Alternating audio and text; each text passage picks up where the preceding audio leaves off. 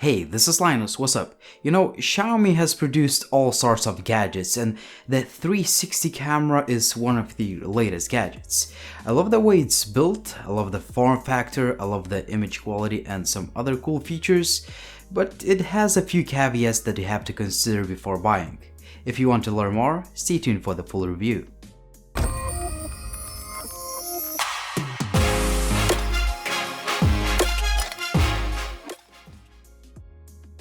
Just before we start, I will leave all the links including 360 video camera samples down below the video.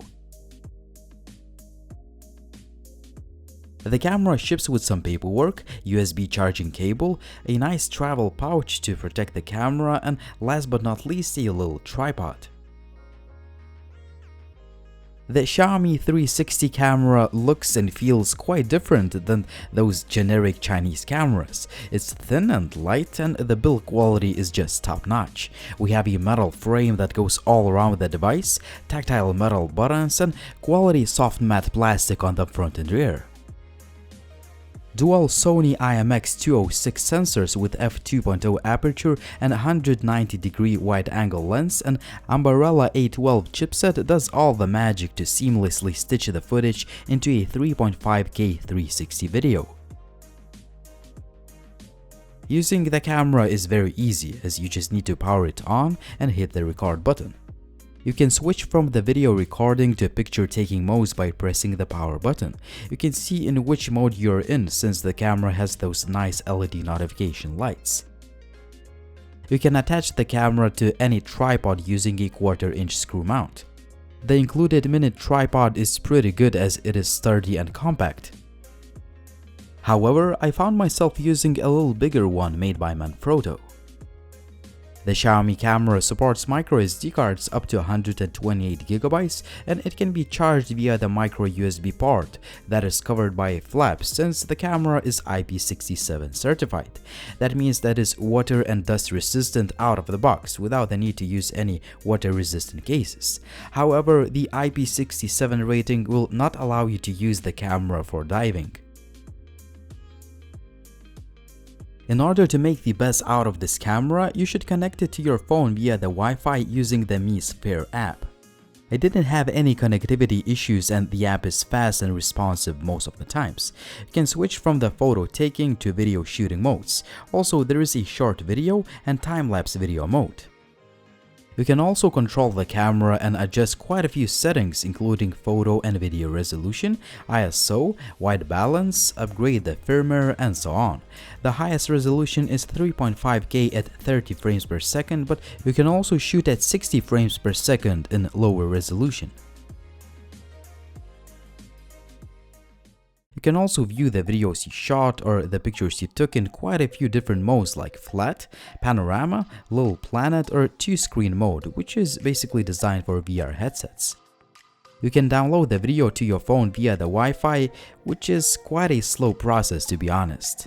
Once you downloaded the video, you can do some basic editing and use the background music. Keep in mind, however, that most of the music is protected by copyright. It's just ridiculous that you cannot use your own music. You can share the video to most of the major social networks or YouTube. However, I suggest you exporting the videos directly to your phone. You will be able to watch 360 content on your stock or any other video player app and easily share them without any issues. What I noticed is that the camera gets really hot once it is connected to the phone or you are recording for a long time. On the other hand, I didn't have any overheating warnings and the camera didn't start misbehaving because of the high temperature. I have uploaded a few video samples and you will find all the links down below the video. Keep in mind that YouTube processes the videos quite a lot and the quality is much worse than watching the video straight on the phone or a tablet. Both image and video quality is probably the best I've seen on any 360 camera under 250 bucks. The quality is just miles ahead in comparison to those cheap generic Chinese 360 cameras. The videos look quite detailed, the color reproduction and contrast are good, and even the dynamic range adjustment is decent. Keep in mind, however, that 3.5K resolution is stretched out through the entire image like on any other 360 camera. You should also keep in mind that there are some video artifacts going on, and that is especially visible in poor lighting conditions. The camera has a built-in 6-axis electronic image stabilization that does a decent job reducing the shakiness. The sound recording quality is also pretty good. As far as battery, the Xiaomi camera has a non-replaceable 1600 mAh unit, and I was able to shoot videos with the Wi-Fi feature on for about 1 hour and 10 minutes. It takes about 2 hours to fully charge the device. Finally, you can use the camera while charging. The Xiaomi 360 camera has near excellent hardware, yet not fully polished software. I like the form factor, the build quality, and the IP67 rating, so I don't need to carry any bulky cases. Also, the video and picture quality are really good considering the price of this camera, and the battery life is decent.